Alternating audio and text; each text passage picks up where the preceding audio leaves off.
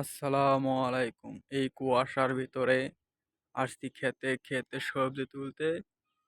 দেখেন কি সুন্দর ফলন ধরেছে মাশাআল্লাহ।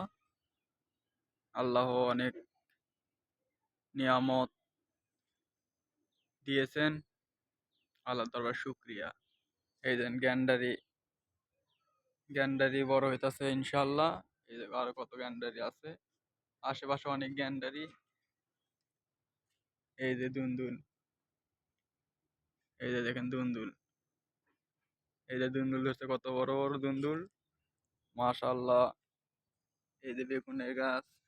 এই যে টমেটো। শীতের কুয়াশা। এই যে ফুলকপি, মূলা। এই যে কত সুন্দর ফুলকপি হইতাছে। কুয়াশা ভরা সকাল, দেখেন কি লেভেলের কুয়াশা।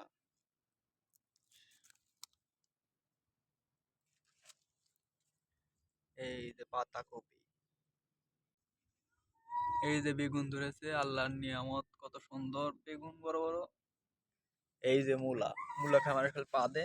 এই যে লাল শাকও আছে সাথে। নিজের ক্ষেতের সবজি খেতে সুস্বাদু, মজাই আলাদা।